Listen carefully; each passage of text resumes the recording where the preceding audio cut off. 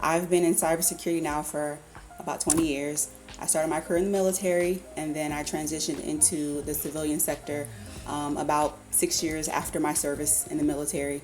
And maybe 15 years into my career, I kind of lifted my head up from all the grind from career growth and my own professional development and all that stuff. And I said, wait a minute, I don't see a lot of women who look like me in this space. And so I decided to establish Cyber Ally, which was just to essentially create a synergistic network of women who are there to empower, support, encourage, and help build each other in their careers so we can thrive and lead in this space. So that is what Cyber Ally does. We partner with organizations like the 502 and women so that us being in this space is no longer a surprise, right? It's expected. We should be here. We should be in the room. It shouldn't just be me seeing one of one, but more. So that is what Cyber Ally is. And so we're here.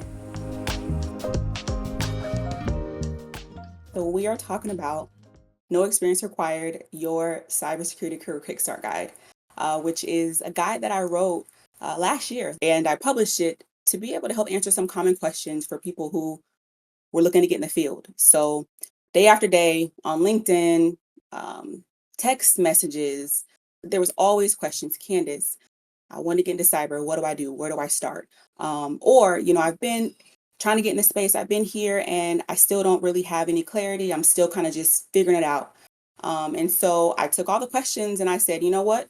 Let's answer it. Let's go from ground zero. I want to get into cyber. What do I do? Where do I start? And that's what we're going to talk about. Ground zero, how you get started, how you build your career plan so that you have a strategy so you can get in this space and thrive.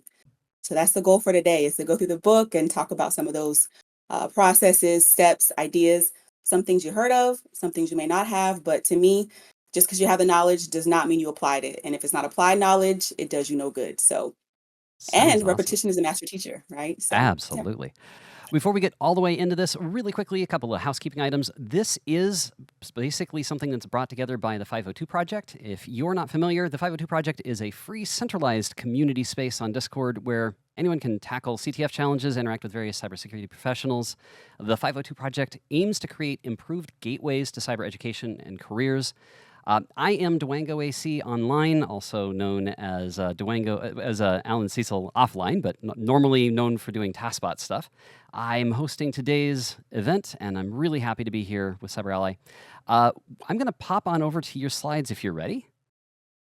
Yeah, let's go for it. And one last thing. We are recording this event today, so your chat comments that get read on stream will go in the video for later on YouTube.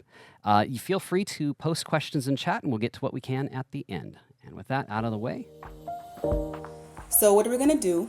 We're going to kind of look through key concepts, strategies, and resources needed to start your career in cybersecurity.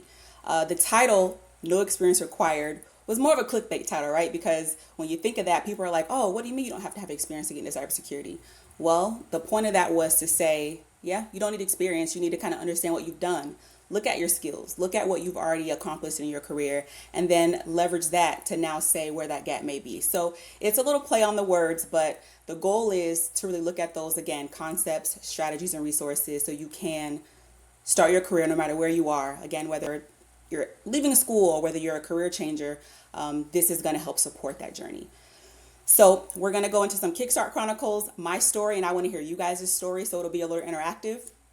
And then we'll talk about the framework. So the framework aligns with the book, No Experience Required, and we'll go through that process. So again, we have some actionable insights, some strategies that we create out of this workshop so we can leverage it in our careers. And then we're going to build that career strategy and then decide what's next. So after we have all this, we know what we want to do, we know who we are, we have a strategy. What do we do next to land the role, right? What do we do now? And then Q&A in the conclusion. So that is our agenda for the workshop.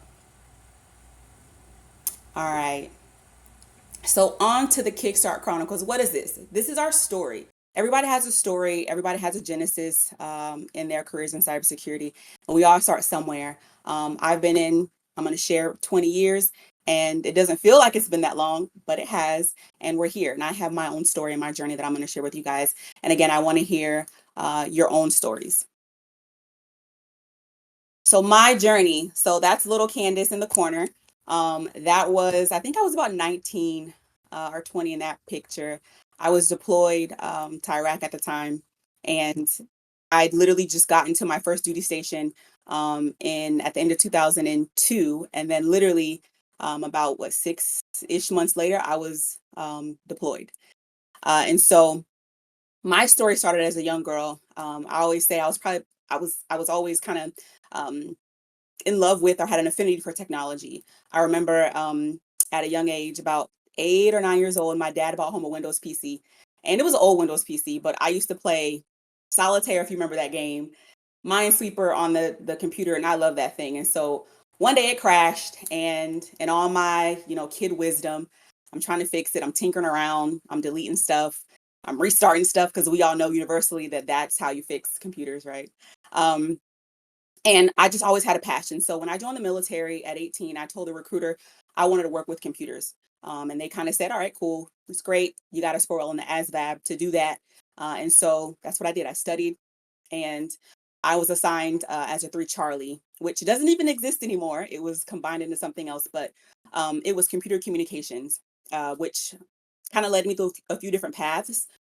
But my uncle was in the military as well, and he was doing the exact same thing that I was doing in the military, and gave me some really good guidance on, what this could look like for me in the future. Of course, I didn't know all that when I was 18. It just kind of went into one ear and out the other. But looking back, I know he had a big part in my career. So in this role, I was a help desk technician, taking calls, support tickets, escalating to tier 2 if I couldn't answer it. It was a really simple role. But I moved from there to being a small computer support technician, which was more like break fix. We were imaging computers, swapping out hard drives, CD players, things that didn't work. I did that for maybe a year and a half until I finally went into the information assurance office when I was stationed in Osan, South Korea, which is where I am now in governance, risk, and compliance, which is one of the niches within cybersecurity. Um, but after my 6 years, I leveraged my experience and got into the civilian sector at an aerospace and defense company, which is where I work now. And I've been there for almost 16 years. So I literally started there at the very first entry level role, which now would be equivalent to like a cyber analyst entry level position, to now in a leadership role within global security services. So yeah, that is my journey in cybersecurity. It's again, it's been fun. It's been definitely a journey, but I would like to hear. So, what sparked your interest in cybersecurity? Right, like I shared, for me, I always had an affinity for technology, and so it kind of was a natural progression for me when I got in the military. So, you can drop a note in the chat, or just make a note for yourself to remember what that is for you in your career. Yeah, a couple of folks are typing at the moment, so we'll see what comes out of that. While they're typing, I'll throw in Mhm. my own hat in the ring. I am a Yeah. very strange entry into cybersecurity. I have a robot named TaskBot that plays video games perfectly for charity events, and a lot of the content we show is ACE content. So I got into cybersecurity because we were finding exploits in video games, of all things, that ended up having analogs to traditional security. And over the course of several years of presenting these at Games and Quick charity events, I got the opportunity to present at a DEF CON in 2016. I think it was a DEF CON 24. Gave a talk there, and someone came by and said, "Hey, you should consider a career in this," which was kind of also part of the talk. It's, hey, you can learn how to hack a video game safely without irritating anyone or being at risk of getting arrested, and use those skills to get a job. And it turns out that I ended up following my own advice, and that's how I got a job as a security consultant about all the way back in 2019 now. So Nice. we have a couple people more that are typing at the moment. Okay. Question Oh, is, cool. actually, the comment is cybersecurity is awesome and it's what I'd like to do for a career. So Nice. Okay. And it is a great career. I can attest to that. All right. Well, cool. We'll jump on. We'll move on and kick this off. So I have some disclaimers for us, right? Some disclaimers. So a career in cybersecurity is not easy, and it's not to scare you, but it's not. It can be very challenging. in this ever changing and sometimes downright tough career, guys. So I said I've been in 20 years, I've had my bumps in the road. And if I could share them all, I absolutely would. And again, not to scare, but to encourage you, right? Because it's possible, no matter what kind of comes up for you. You're going to face the problems, there's shifts. There's a demand for continuous learning in any career, but especially cybersecurity. So if you choose to accept this, and those who want to get in, you're excited, remember your why. I know we hear that all the time, and I think it kind of becomes cliche, but it's a reality. And I say that because I leverage that often. When I run into little brick walls or I have hurdles, I have to remember what I'm doing this for, and why I'm supporting my organization, and also leveraging cybersecurity practices in my own life, right? For my family, for my friends, right? So just remember that, because it's going to be your anchor. And yeah, you need that in those tough moments. But one good thing that the 502 has established here for us in this Discord and just across many other organizations is just the community in cybersecurity, right? That's always something you kind of land on. But again, remember your why, right? Cyber is more than just a job. I take this honestly seriously. It's something I do in my day-to-day life, just as a job and cyber ally. I mean, it's a part of me. So if you are ready, we're going to keep going. All right. So we're going to get into the Kickstart framework, which is going to be an approach to launching your career, looking at all your current skills, looking at different roles, how to set goals, the importance of branding, and a little bit about interview preparation if we have time for it. And then what do we do next? So where do we start with this framework? So I said earlier, I titled the book "No Experience Required: Your Cybersecurity Career Kickstart Guide" because you have skills, right? Whether you've done volunteer work, whether you've done projects, whether you've had a different job altogether, but you've had some common skill like communication, paying attention to detail.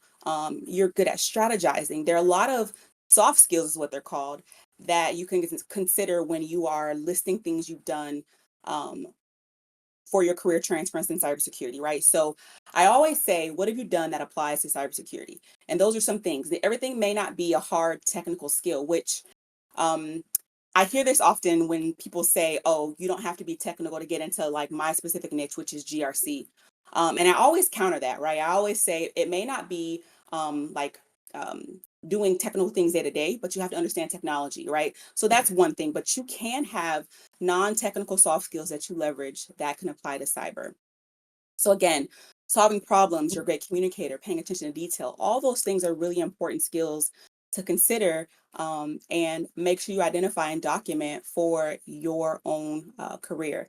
Don't count anything out, right? A lot of times we want to be humble, or we want to just think something's not important because we worked at, I don't know, Hobby Lobby or somewhere like that, right? You may have done inventory at Hobby Lobby for Christmas, and you took inventory of thousands of items, right? And you were meticulous. You inputted the data into a system, it was correct, right? There are a lot of things you can think about when it comes to the, I guess the, I was going to say motor skill, but just the mechanics of doing something, right? What did that take, right? Because in cybersecurity, you have auditors, right, who pay attention to detail, who are reviewing data that comes through certain SIEM tools, or reviewing raw data logs, right? And you have to pay attention to detail.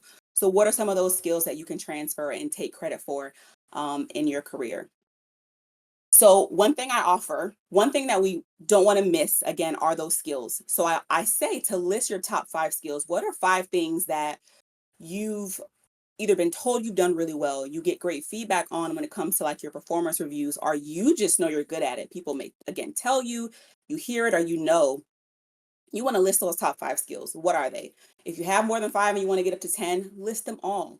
Don't count anything out, because those skills can matter depending on what it is you decide you want to do and where you land in cybersecurity. So skills, skills, skills. Make sure you list those and you're clear on what that is for you.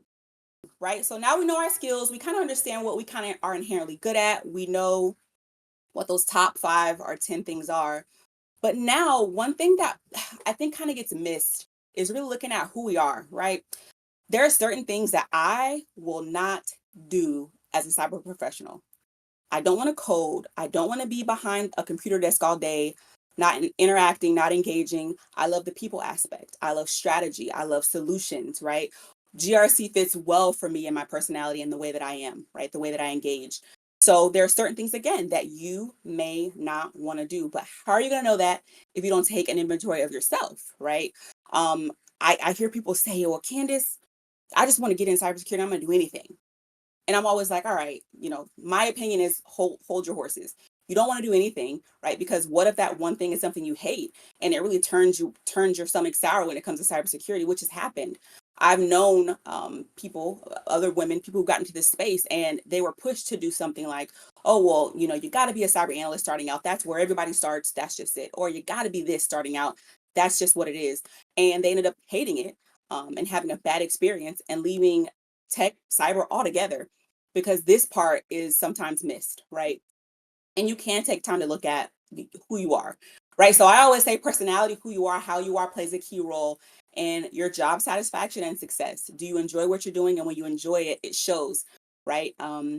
If you're having a perpetual bad day or bad experience, that's going to be given off when you're around people, and whether it's virtual or whether you're going on site in person. So one thing I've done, I've taken several personality tests. One that I reference in the guide is a disc assessment. And that's more geared towards work related skills and assessments. So I leverage that and I kind of take some of those keywords and I jot that down too. So you have your column for your skills. And then you have that column where you say, here are some of the inherent personality traits that I know I have. I really don't like communicating at a high level. I love being, an individual contributor, right? I love being down the weeds and super technical. Those are things that really matter when it comes to assessing where you are. So you got your skills, and now we're listing those specific, personality traits that you have that would apply. I put up in the image, it shows extrovert, introvert, sensitive, intuitive, those things, and it matters. Um, in this current role that I'm in, I had to develop a lot of my communication, like leadership, influence skills, because that's what this role required. And I think that if I didn't have my personality, I wasn't who I was, and I didn't enjoy people, and I didn't enjoy, like, again, a collaborative and team environment. I don't know that I would thrive as well in the position I'm in today, right? Because it requires me to cross collaborate with different functions. It requires me to lead people who I don't necessarily have authority over, right? I don't have a position over them. We could be peers, or they're actually, above me in the organization. But there are certain things that my personality lends to in the role that I'm in now. And this can be the case for, different people I've met. We recently had a guest mentor come into the membership that we have. And she was a penetration tester, and she shared how she absolutely loves what she does. And she says she wakes up every day and it feels like her job is literally just, she's doing it for fun, but it's work. And you can tell she truly immensely enjoyed being a pen tester. And she was one of the first pen testers I had a chance to meet, and who really got a chance to tell us about her journey and where she started. And it was really inspiring, even for me, to see how much she enjoyed what she did. But again, it aligned with her personality. So this piece, reflect on your personality traits. Think about it. If you want to take the formal disc assessment, take it. I think it's probably like 29 bucks or whatever on the disc website, but take it and really look at that as you assess. So we have our skills. We're looking at our personality, who we are, what are some things that are inherent to us that's not going to change. It's hardwired. It's who you are. And or you don't want to change it, right? So we look at those two things. So here's some of the traits that we can consider, right? So someone can be an analytical thinker, right? You really get down into the weeds about certain things, and you know how to find those solutions, right? And these are some roles that kind of came up when I just asked, like, hey, what are some traits that a security analyst would exhibit? What about a pen tester? Again, I met the pen tester and she gave us her story, and she shared about the problem solving, paying attention, looking at different ways to kind of get in there and see things that people do. Like, she really gave some of those particular traits and shared. And so a lot of these things, security awareness trainer, do you communicate well, right? Are you able to speak to all levels of the organization and be understood?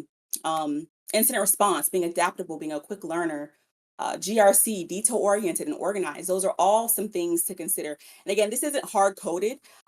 These are just things that Candace, looked at and kind of pulled apart and saw that can apply. But this is how you look at it.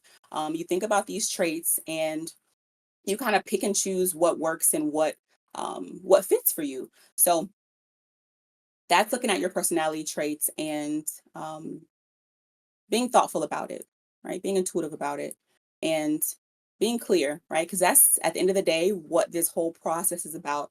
It's about clarity and what you're doing so that when you do decide, it's a decision, right? Desi means to cut off. You're not doing anything else. You're focused on the one thing that you said you're going to do, and you're clear on it because you've done this front work and looking at these different areas and building that foundation in your career strategy and your career plan.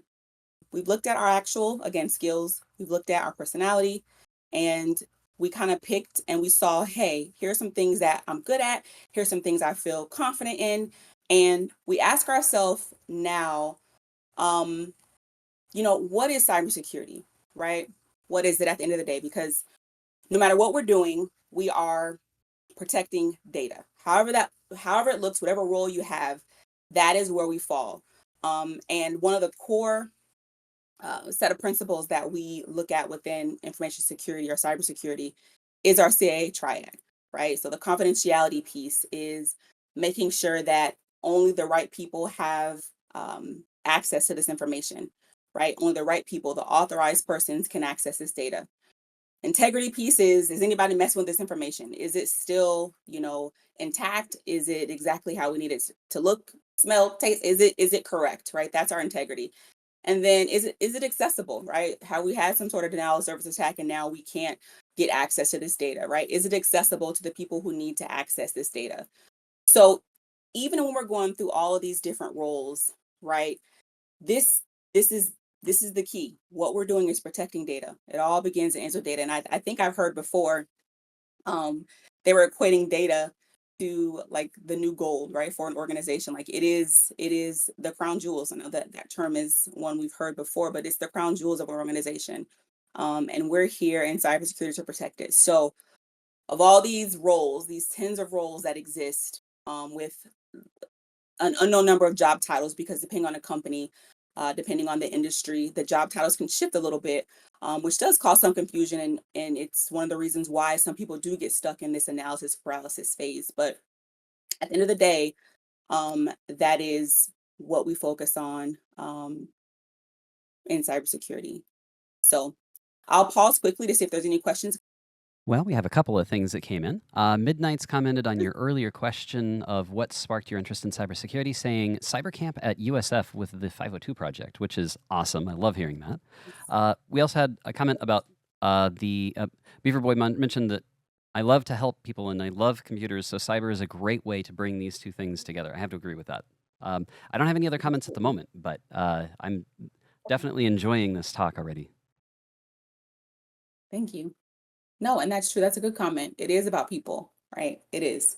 Because we are securing not only organizations, but it's ourselves, our communities, those people around us, our families, our friends. It's not just about the big companies and making money. A lot of things we do influences both of those things.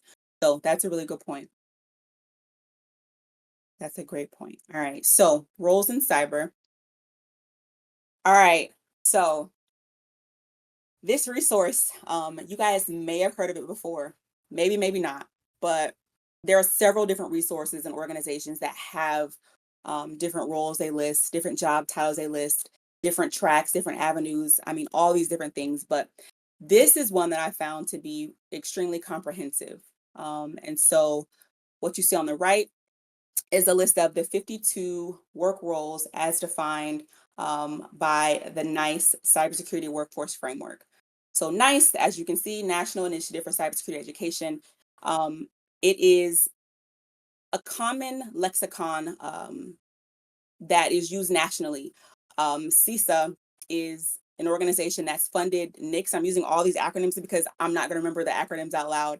But CISA is the United States Cybersecurity organization, our agency that helps us in our overall cybersecurity initiative for critical infrastructure. And it's leveraged across other industries besides just that. But This is something that they funded through an organization called NICS. They created a cybersecurity workforce interactive guide for people to come in and say, all right, here's all these 52 roles. Now let's look at the different tasks associated. What are you doing in this role type? The knowledge you need for this role type and the actual skills you have to demonstrate for this role type. So there are 52 of them that you can actually drill down into and say, hey, I want to get into, I want to be in threat analysis. I think this is a great role. It kind of resonates with me, wonderful.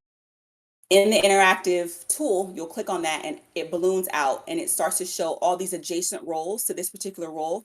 And then it also shows, again, all the tasks associated, the knowledge you need, and then the skills you need. And it's really comprehensive. It does not talk about job titles specifically, but just the work role of that family for that particular role. And it's also broken down into these subcategories. So the color coding is tied to a category. So very comprehensive, a great breakdown. And again, it provides this standard approach to defining cybersecurity work and roles.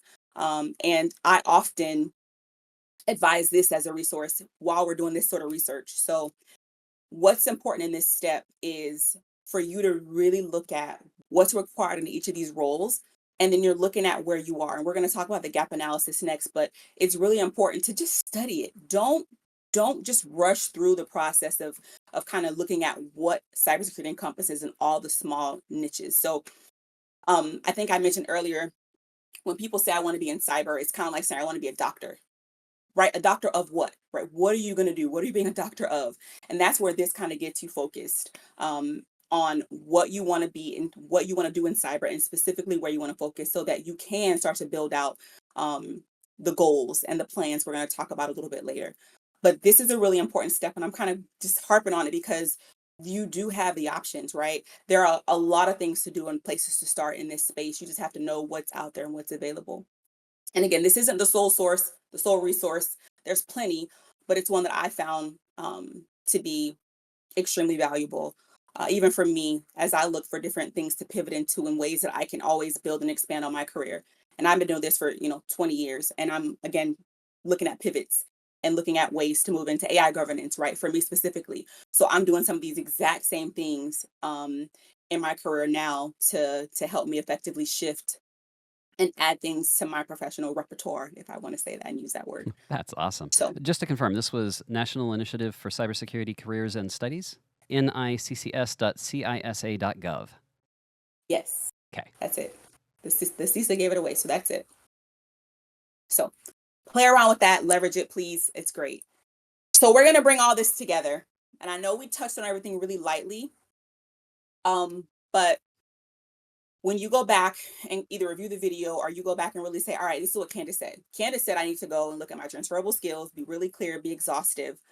She said, I need to look at my personality. Who am I? What don't I like to do? If I don't like people like that, I'm not going to, at least for me, project to be in some kind of leadership, people facing role. I'm not going to be a cybersecurity awareness trainer, right? I'm not going to do that. I don't want to talk. I don't want to communicate.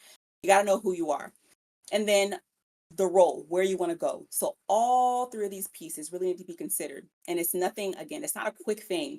Some of this may take some time, but you got to pull it all together, right? You got to look at each of these things individually so that you're able to create your career strategy, right? So knowing where you stand and what's needed for your role is key to moving forward. If you don't have that clarity, you're going to just waste your money, waste your time, or waste someone else's, right? The only time I say, at least in my opinion, that it's okay to kind of just discover is when you really are just in that phase. Like, man, I just really want to know what's out here for now. Yeah, I just want to maybe take a general cybersecurity course. Maybe I want to, look into a couple things initially, but at some point you got to decide, right? Even for me, I get caught in the shiny object, the shiny object syndrome sometimes, where I'm taking courses that aren't necessary. And I literally told myself, Candace, you better have a seat. Like, calm down, stop doing the most. What are you doing now? What are your goals for the next 3 to 5 years? And does this align? Right? When you create this strategy, you're going to have the go, no go, right? does this course, does this networking event, do these things align with what I'm saying I want to do? And if they don't, you save your time, you save your energy, you do the things that matter. And so that is what this career strategy is going to help us accomplish today. So what do we do first? I know we all heard of gap analysis, but gap analyses happen all the time. This isn't something just reserved for a business. It's reserved for us too, and we have to conduct that gap analysis. So earlier I mentioned looking at your transferable skills. What you've done, whether it's soft or you have those technical skills, which is great. You have that list. What are those current skills you have? And then we've done the analysis and the research on all the roles that we looked at, whether you're using the NICS, whatever your source is, you found a subset of roles. I honestly suggest maybe 1 to 2, maybe 3, because that means you did some work to really look at, what aligns. So you have your skills, you looked at the role requirements, and now what's that gap, right? If let's say you have no technical skills at all, and you may have some great soft skills, maybe whatever the career you pick, that initial gap analysis is just taking some basic certifications, or your A plus, your net plus, your sec plus, which is like the trifecta when it comes to your CompTIA certs. But maybe it's that, right? Maybe that's your foundation, but you have to kind of know what that gap is. Where do you want to be? Where are you at? And what's in the middle? And if you don't necessarily know what those gaps are, if it's, for example, if you're looking at the NICS website, it'll list again the skills, the knowledge, and all that stuff. It may not say a specific certification, right? So when you're analyzing gaps, you are leveraging relationships, right? Even though I'm going to talk about it later, you're leveraging networks, you're leveraging relationships to find out what that looks like. So if you're in the Discord, in the 502 Discord, and you said, okay, I decided I want to be, I'm going to just use pen tester because that's a common one that you get, or a GRC analyst. You can ask those questions. Hey guys, I am, looking to be a GRC analyst. What are some of the, building block certs that you get? Like, what are some of the basic things I can start with? And that can even be something you share on like LinkedIn or whatever the platform is where you have built your community of professionals. Ask those questions. So the gap analysis isn't just on you. It's okay, now I have all these resources. I know what I want to do. I can now target this particular person or this professional to help me analyze and understand, what I could be taking and doing. So that's not all on you. I don't know if I said it earlier, but I'm going to say it again. The cyber community is truly, I've not been in any other community, and I don't know that I would want to, because I get so much support and help even now. I'm a 20-year cybersecurity veteran, and I know people who have started their career 6 months ago, a year ago, 2 years ago, that are already helping mentor other people. They're already sharing their stories, sharing their journey so that they can, again, guide and provide that support and assistance. So this gap analysis is not just on you, but it is on you to make sure you know what you're conducting the gap analysis for. What are your skills? Where do you want to be? And what's in between? And what do you need to do to get to that next step? All right. So once we know what that gap looks like, it could be 20 things you have to do. I say don't be dismayed, right? People all start at different levels. I'm going to make this comment and then we'll go on to the next one. A lot of times, here's what I see, right? I see somebody starting their career, and they may start alongside someone else, and that person lands a job in 6 months, and the person who didn't land the job is extremely dismayed. They're thinking, there's no jobs in cyber. I can't do this. This isn't for me, blah, blah, blah. It's not none of that. I say blah, blah, blah because it's not true, right? Everybody starts somewhere different. It's like a success ladder. Depending on where that person started, what they did before in their career, things they learned before in their career, soft skills they've had, long before, or they developed in a different role, they essentially have a few more rungs in their ladder, right? So maybe they've been great at communication. Maybe they're great at branding. Maybe they've done a certification that's a baseline cert that you just didn't know about. And it was easier for them to kind of showcase themselves and build, the brand, which we'll talk about a little later. They built that brand and they're really good at that. So they were able to get that job quickly because the right person saw them. It doesn't mean you're not capable. It just means you have a few more rungs on your ladder to work on. And that's what the gap analysis is doing, right? You're identifying the rungs you need to build in your ladder specifically for your career, right? So there's no comparison. That's why this is an important focus on you, because it's your career, it's where you are, it's your journey. And this is your gap analysis to build up your ladder to land your career. So no comparing. We're not doing that because you don't know where someone else started and what, their baseline skills were when they kicked off their career. Any complaints if I say you're very right on that one? No, I, it's the truth. Yeah. it is true. I mean, I started with an A plus cert last century. Just that makes me feel really old. But I had gaps at that time, and as I went through my career, I kept identifying more gaps to the point that even now I recognize there are things I'm rusty at or have no experience in. It never stops. This is a constant aspect of all throughout your career, identifying, okay, this is the next thing I want to work on. It never ends, but that doesn't necessarily mean that that's a bad thing. No, it doesn't. It doesn't. We're always learning. Like I shared with you guys, even for me, pivoting. So I always watch. You got to watch what's happening in our industry in general, even adjacent industries. I mentioned earlier AI governance and how AI is impacting cybersecurity, and really being aware of that niche or that vertical, and kind of understanding it, delving into it. That's more education, more learning, um, just to keep yourself sharp. It doesn't stop. But now that we have our gap analysis and we looked at that, um, how do you reach those goals? And if you've heard of SMART goals before, then this will be a repeat. But not all goals have to be this detailed, right? And I say that because sometimes I do a derivative of this and just have something in mind for myself. But other times people need to be um, this detailed in how they're tracking their goals. And so SMART goals is actually something I brought from corporate America, and I leverage when I kind of share how to put goals together and be clear on it. But um, each goal that you create for your gap analysis, it could be sub goals as well. It could be you have one major goal and you could have sub strategies that you kind of are not sub strategies, milestones you put together to reach that main goal.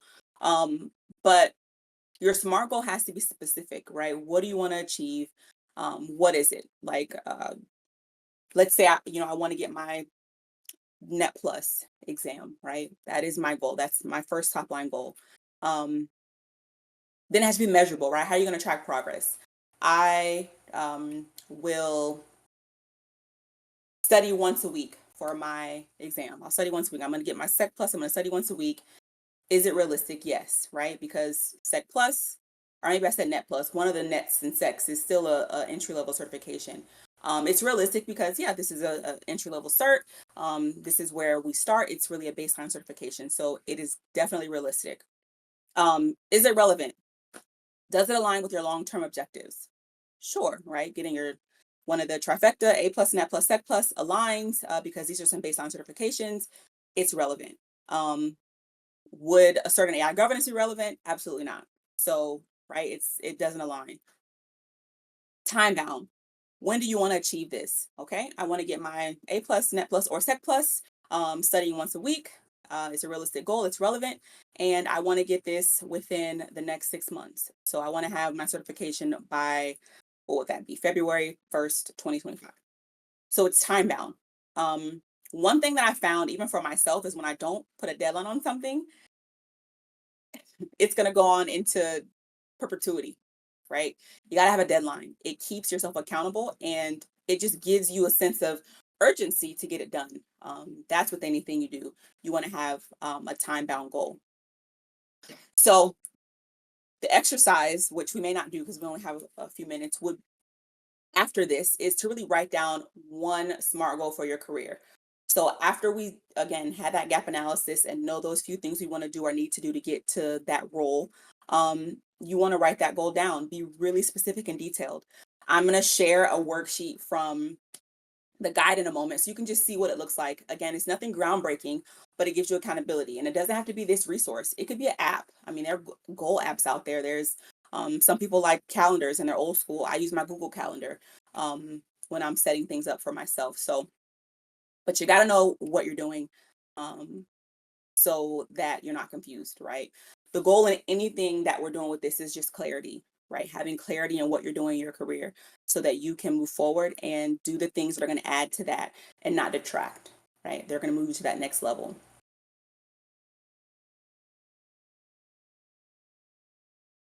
Okay, and this is a super simple worksheet, guys. Again, nothing groundbreaking, but when you ID your goal, you list it. And what does that strategy look like? And you can be a little more detailed here and really narrate what it is you're looking to do and how. Um, and then you list some of those steps to take. So if your goal is a big goal and you have milestones that actually have components to reach those milestones, then you may copy, more of these sheets and kind of create that for those milestones and the smaller parts of those milestones. But this is simple, right? It just takes the work and the time to kind of sit down and execute and really think through this. And that's always the hardest part, really, is doing this work because we want to kind of rush through things and get to the end result. I just want to land my job, bump all this, how do I get the job? Well, all of these things are foundational, right? Again, I mentioned earlier, it helps you decide on that go, no go, what's important so you can focus and get to that end goal.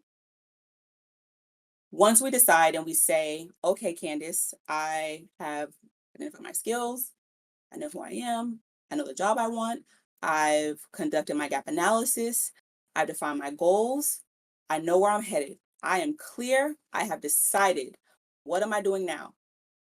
So this piece is probably the biggest, most important piece because I've met so many phenomenal professionals who are smart, who have done amazing things, who have built portfolios, who have volunteered, they've done just great things that in all honesty, if they were properly positioned, they would have landed a job, right?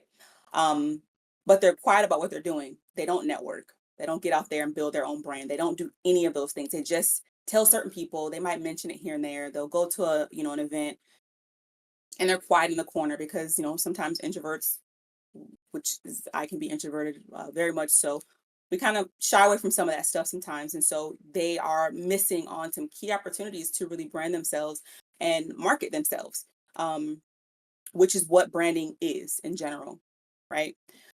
So how do we do that, right? How do we position ourselves to be an authority, to be someone that's attracting opportunities versus just kind of expecting it to come to us through osmosis, right? The first thing is taking immediate action on what we talked about today. If you don't have a plan, even if you start small, you want to really look and sit down and say, is this what I really want to be doing? Am I really focused on the right things in this journey, right? If you're already in school now, great. Stick to that. But while you're in school, maybe going through like a cybersecurity degree program, which touches on probably a lot of different niches, just kind of see what resonates. And while you're in there, take some, free Udemy courses or watch some free YouTube videos or get on LinkedIn and just start exploring while you're in that process. But if you are in a place where you're ready to launch, right, take that immediate action and create the gap analysis and those goals today. Start today. Um, this next piece, share your journey, market yourself. So this is a job market, right? And what that means is there's buyers and sellers, and we're the sellers, right? We are looking for someone to, and I know this, please take this the right way. We're looking for somebody to purchase us essentially. We get a salary. Hey, I cost $150,000 a year, right? And we're looking for someone to say, all right, I'm willing to pay that for this job. That makes sense, for this particular role. So do I want to buy you? Do you have the right skills? Do you have the right attributes? Can you do what I need for this particular position? And the one thing people often do is they expect someone to just purchase them or pick them, right? Just because. But that's not how it works, right? When, iPhone puts their phone out, they don't say, buy the new iPhone 15 because we have to pay our shareholders. They don't say, buy this phone because we have to keep our staff employed. No, they tell you the benefits of purchasing that phone. What is it going to do for you? So when you're marketing yourself, you're telling companies and organizations what you can do for them. What value do you add to them, right? And that's a part of branding, a part of marketing that's important. And sometimes people kind of minimize it. But I tell you, do not, right? Make those posts, share your journey, share where you're starting. Even if it is, I took this, Udemy course, I learned about GRC, it was phenomenal. Here's what I learned. Here's 3 points. Boom, boom, boom. I want to be a GRC analyst. Here's why. Boom, boom, boom. Right? You share your journey and you market yourself. Um, Networking is another piece. Connecting on and offline. So I say this: if you you have to be consistent with who you are on and offline. So if I meet you online and you're warm and bubbly and you're a great person, you're helpful, you're energetic, and I meet you in person and you're totally cold and it's just weird, it doesn't warrant that authenticity. And for someone to say, "Oh, this was really good," it's more of a, "Okay, that was strange." So be who you are. Network strategically when you're on and offline. Be consistent.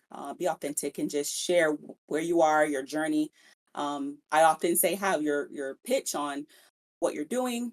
I'm looking to get into cybersecurity. I want to focus on GRC. I'm excited about helping organizations with their governance, risk, and compliance policies. Whatever it is, have that and be strategic on networking, who you connect with.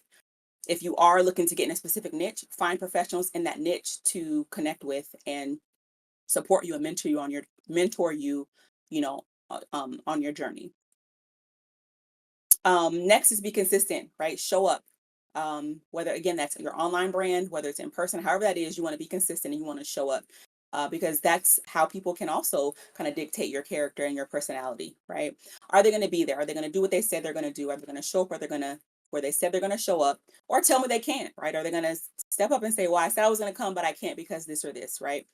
But be consistent in your branding and where you're actually putting your content out. Whether again this is online, LinkedIn, wherever it is. LinkedIn, you should have one. If you don't, um, you need to set up a LinkedIn. That's your online resume. That's a whole different discussion and workshop. But LinkedIn is your online resume. It's your live online resume.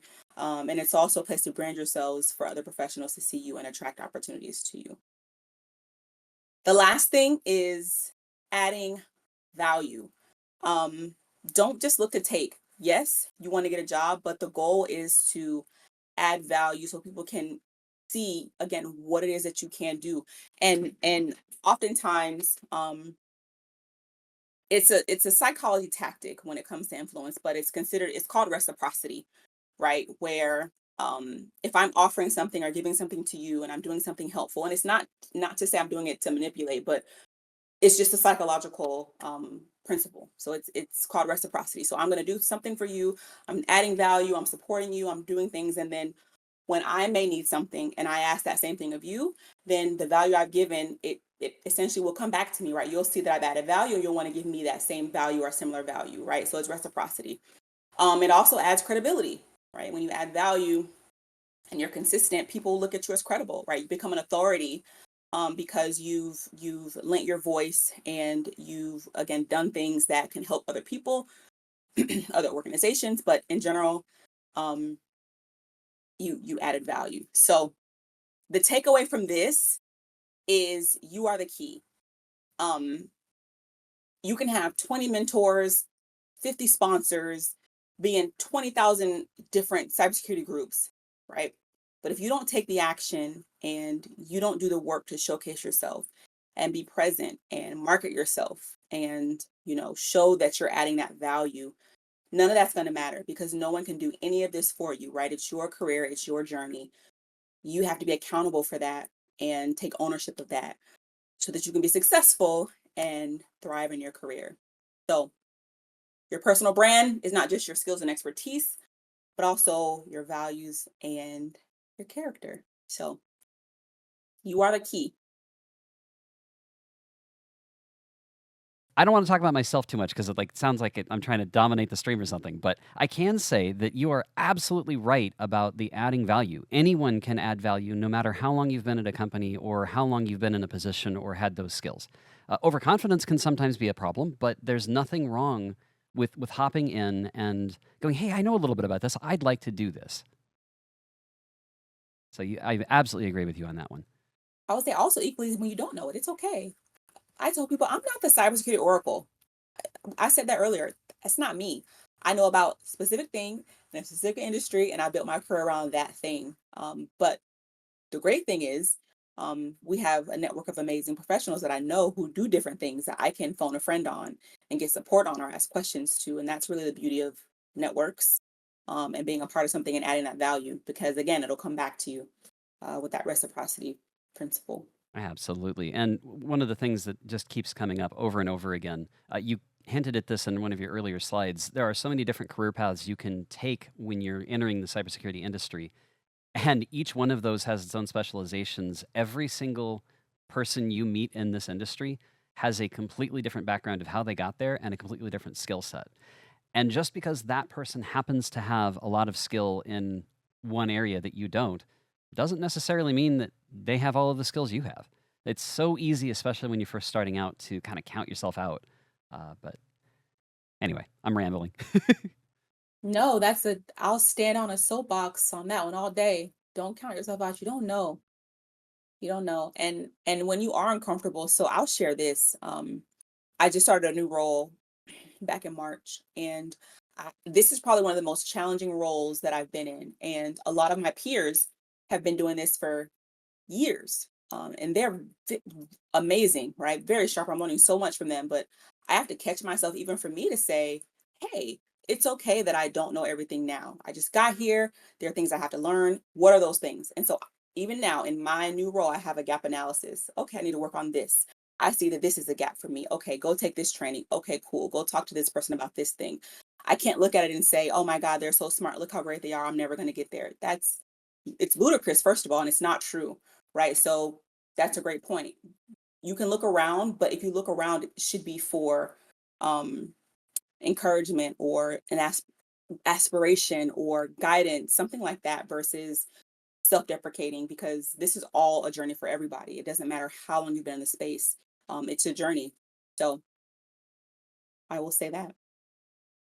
And Vanya pointed out that the 502 community is also a great way to network with others in the cybersecurity space. I can attest to that. There's some really wonderfully amazing folks, both in the student Amazing. pool and the mentor pool. The share of knowledge on here is awesome. So if you're watching this on YouTube and you haven't yet joined the 502 project, head on over to the 502project.org. By all means, hop in. We have a question or a comment from Simon Dude. Is a formal degree necessary, or can you be successful with certifications and self-study? So you can be successful with certifications and self-study. Absolutely. You do not have to have a degree. And I'm saying this from practice, right? So um, I'm not a hiring manager now because of my role, but when I was, we would look at in lieu of. So what does that mean? You can have experience in lieu of a degree. So if you have the certifications or you've been in a certain role for a while and it's translatable or transferable, you don't necessarily have to have a degree. But if you did have a degree, right? For example, let me remember the numbers properly. It was like a master's degree counted for like 6 to 8 years of experience, or a bachelor's counted to like for like 4 to 6 years of experience. So it was an equivalent. So no, you do not. And that is, again, I've hired people without degrees, and I've hired people in cybersecurity with just certifications and experience. So And that absolutely yeah, aligns with everything I have experienced myself. In my personal case, I tried college twice, and both times in the late 90s, early 2000s, they were at colleges that were not bad colleges, but the curriculum they had at the time was wildly out of date. And after two attempts at trying to go that route, and realizing that my instructors didn't actually know the material they were talking about, I chose not to go a college route. And I can't say that it is without risk. There are some companies that simply will not hire you if you don't have that particular piece of paper. But you can usually make it up with other certs and other experience over the years, and it doesn't necessarily mean that you're going to take a hit in pay either. If you're able to demonstrate through a lot of the stuff we just saw in the slides earlier about applying yourself early and kind of speaking up, even though it might seem seem a little scary to do it. It is absolutely possible to gain that process, go through that process, and gain the type of role you want, even without a college degree. We have another part of that question from Simon Dude. What skills or certifications would you recommend for someone just starting out? so I mentioned earlier, um, the trifecta, although it's paid, um, it was your A plus, Net plus, Sec plus, are some of the basic certs. Before you pay though, I would look at some basic cybersecurity certs that are like for example, in Udemy or on YouTube, right? They kind of just get just the fundamentals. I know in Florida, the CyberWorks program has a great, well, depending on if you're a veteran or where you are, but it's a great program where you can kind of get in and understand how to be a SOC analyst and some of those foundational um, um, elements of that particular role. But I think again, A plus, Net plus, Sec plus is a good foundation, or just look at some free courses so you can get an idea on whether or not this is even what you want to do. And if something does stand out, kind of go in a little bit deeper on that particular niche. But that's where a lot of, I have a lot of those getting in that I've witnessed recently just kind of started. And then they focus in a little bit more from that point. Did that answer your question, Simon, or were you wanting a specific name of a course or anything like that? Except if you want a specific name, um, I'd have to share that with you a little bit later. So Simon's responding now. In the meantime, Beaver Boy says, I am trying to be on the cyber defensive side, and I'm currently a freshman in Tennessee Tech University. I feel able to do general computer tasks, but I feel as if there are barriers that may be puzzling to me overall. My main question is, what should my end goal look like in the sense of a bachelor's or master's? So I would say this, right? A lot of times getting a degree is perfectly fine. I think it's awesome to get a degree, but I think if it doesn't really lean into that particular area or that niche, have that degree. But I mentioned earlier, like finding um, specific courses around, I think you said cyber defense, finding specific courses around cyber defense and kind of looking at, okay, well, what are are there specific certifications for this niche, right? Are there? And if there are, what does that look like? And how much experience you have to take that, right? So kind of lean into that specific role or that area, and just let your cybersecurity degree be your foundation, which oftentimes it is, unless there's a specific minor or major, which I haven't seen that before. Normally, it's more generic when you're getting like a master's in cybersecurity and whatnot. So that's what I would do: get the cert, let it be the foundation, but then on if you have spare time to focus on whatever that niche is, look at courses, find people in those positions to kind of help guide you and align you um, with that niche or that role. Love that answer. Simon did confirm that did answer their question. And this is the last call for questions for anyone else who wants to get anything in. Just to really quickly recap, today's event was brought to you as a partnership between the 502 Project and Cyber Ally. Sorry, I did that wrong a second time. I am not the first person to have done that, am I? No, and it's okay. It's okay. It's close. It's And close. and where can folks find more information about you? LinkedIn. The handle at the end of the URL is Cyber Ally, spelled the same way on the screen. There's also cyberally.com, cyberally.com, and then also Instagram, all the same handle, so Cyber Ally. So if you are on LinkedIn, please connect with me. Just say, hey, thanks for the 502 chat, and I'll definitely connect and accept your request. So please, if you're on LinkedIn, any of these different platforms, connect with me, and I can be a resource as well. So take advantage of it. Well, I think that's everything for today. Beaver Boy says thank you. Vanya has dropped the links that you mentioned for your LinkedIn in chat. Thank you so much for joining us today. It's been a pleasure.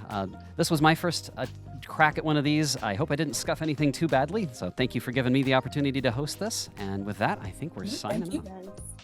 Thank you so much and have a wonderful day.